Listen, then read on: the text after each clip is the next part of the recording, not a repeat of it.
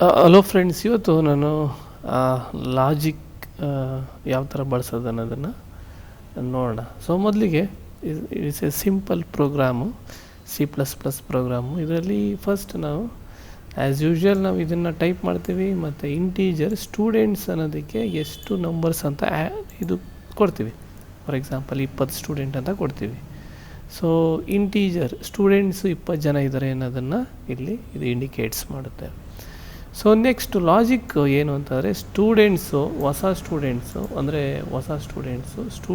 +2 ಅಂತಂದರೆ ಇದು ಅಪ್ಡೇಟ್ ಆಗೋಂಥ ಇದು ಒಂದು ಈಕ್ವೇಷನ್ ಅಂತಲೂ ತಿಳ್ಕೊಬೋದು. ಈಗ ಸ್ಟೂಡೆಂಟ್ಸ್ ಅಪ್ಡೇಟ್ ಆಗುತ್ತೆ 20 + 2 22 ಅಂತ ಇಲ್ಲಿ ತೋರಿಸ್ಬೇಕು. Let's run this code.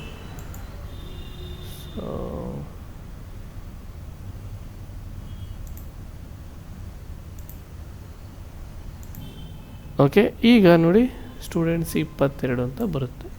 So ನಾವು ಈಗಾಗಲೇ ಸಿ ಲ್ಯಾಂಗ್ವೇಜಲ್ಲಿ ಹೇಳಿದ್ದೀವಿ, ಇದನ್ನು ಈ ಥರನೂ ಬರಿಬೋದು. Students +2 equals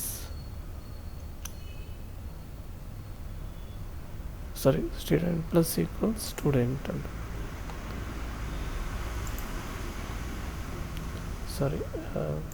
okay, students plus equals 2 ಅಂತಲೂ ಕೊಡ್ಬೋದು. So both are same. So ಇದನ್ನು ಕೂಡ ನಾವು ಕೋಡ್ ರನ್ ಮಾಡಿದ್ರೆ 22 ಅಂತಲೇ ಬರುತ್ತೆ. ಆಯಿತಾ? ಸೊ ಇದು ಈ ಕೇಸ್ ಆದರೆ ನೆಕ್ಸ್ಟ್ ನೋಡೋಣ. ಇದು ಇಂಟೀಜರ್ ಕರೆಕ್ಟ್ ಆನ್ಸರ್ ಅನ್ನೋ ಒಂದು ಇದರಲ್ಲಿ 8 ಅಂತ ಕೊಟ್ಟಿದ್ದೀವಿ ಇದರಲ್ಲಿ, ಈ ಪ್ರೋಗ್ರಾಮಲ್ಲಿ. ಇನ್ನೊಂದು ಪ್ರೋಗ್ರಾಮಲ್ಲಿ ಕ್ವಶನ್ಸ್ 10 ಅಂತ ಕೊಟ್ಟಿದ್ದೀವಿ. ಅಂದರೆ ಔಟ್ ಆಫ್ 10 ಕ್ವಶನ್ಸಲ್ಲಿ 8 ಕರೆಕ್ಟ್ ಆಗಿದ್ದಾವೆ ಆನ್ಸರ್ಸನ್ನು ಒಂದು ಮೀನಿಂಗಲ್ಲಿ ಇದು ಕೊಟ್ಟಿದ್ದೀವಿ. ಇಂಟೀಜರ್ ಡಾಟಾ ಟೈಪ್ಸ್ ಇದನ್ನು ಡಿಕ್ಲೇರ್ ಮಾಡಿದ್ದೀವಿ. ಮತ್ತು ಈಗ ಸ್ಕೋರ್ನ ಜನರಲ್ಲಾಗಿ ಇದು ಮಾಡಬೇಕಾದ್ರೆ ಎಷ್ಟು ಸರಿ ಅಂತಂದರೆ correct divided by questions into 100 ಅಂತ ಕೊಟ್ಟರೆ ನಮಗೆ ಪರ್ಸೆಂಟೇಜ್ ಬರಬೇಕು. ಇಲ್ಲಿ 2 ಇಂಟೀಜರ್ ಅಂತ ಕೊಟ್ಟಿದ್ದೀವಿ, ಬಟ್ ಆದರೆ ಇಂಟೀಜರ್ ನಮಗೆ ಕರೆಕ್ಟ್ ಅನ್ನೋದು ಎಷ್ಟು 8. ಸೊ ಮತ್ತು ಕ್ವಶನ್ಸ್ ಎಷ್ಟು 10 ಅಂತ ಬಂದರೆ 0.8 ಅಂತ ಬರ್ತದೆ. ಇಷ್ಟು ನಮಗೆ 0.8 ಅಂತ ಬರ್ತದೆ. ಇನ್ ಕೇಸ್ ಏನಾದರೂ ನಾವು ಇಂಟೀಜರ್ ಸ್ಕೋರ್ ಅಂತ ಹಾಕಿದರೆ ಅದೇನಾಗುತ್ತೆ, ಇಂಟೀಜರು 0.8 0 ಅನ್ನೋ ಥರ ಅದು ಟ್ರೀಟ್ ಮಾಡುತ್ತೆ. ಹಾಗಾಗಿ 0 ಬರುತ್ತೆ ಇದು. ಹಾಗೆ ಬೇಕಿದ್ರೆ ನೋಡಿ ಸ್ಕೋರ್ ಇದನ್ನು.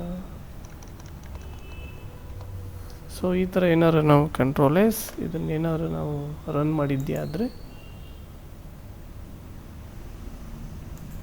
ನೋಡಿ ಇಲ್ಲಿ ಇದ್ರ ಪರ್ಸೆಂಟೇಜ್ 0% ಬಂತು. ಯಾತಕ್ಕೆ ಅಂದರೆ ನಾನು ಈಗಾಗಲೇ ಎಕ್ಸ್ಪ್ಲೈನ್ ಮಾಡಿದ್ದೀನಿ, 0.8 ಇಂಟೀಜರ್ ಇದು ಮಾಡಿದ್ರೆ ಟ್ರೀಟ್ ಮಾಡಿದ್ರೆ ಅದು 0 ಅಂತ ತೋರಿಸುತ್ತೆ. ಅದೇ ನಾವು ಇದನ್ನು so again control Z. So ಈ ಥರ ಕೊಟ್ಟರೆ ಸೊ ಇದು ಡೆಸಿಮಲ್ ಆಗುತ್ತೆ ಮತ್ತು ಇದು ಕೂಡ ಡೆಸಿಮಲ್ ಆಗುತ್ತೆ. ಸೊ ಆಗ ನಮಗೆ 80 ಎಷ್ಟು ಪರ್ಸೆಂಟ್ 80% ಇದೆಯೋ 80% ಬರುತ್ತೆ. ಸೊ ಆಯಿತಾ, ಈ ಥರ ನಾವು ಇದು ಮಾಡ್ಬೋದು. ಓಕೆ, ಸೊ ಈ ಥರ ನಾವು ಲಾಜಿಕ್ನ ಕನ್ಸ್ಟ್ರಕ್ಟ್ ಮಾಡಿ ನೆಕ್ಸ್ಟು ಬೇರೆ ಹೈಯರ್ ಲೆವೆಲ್ ಪ್ರೋಗ್ರಾಮ್ಸ್ನ ನಾವು ಮಾಡ್ಬೋದು. ಆಯಿತಾ? Thank you.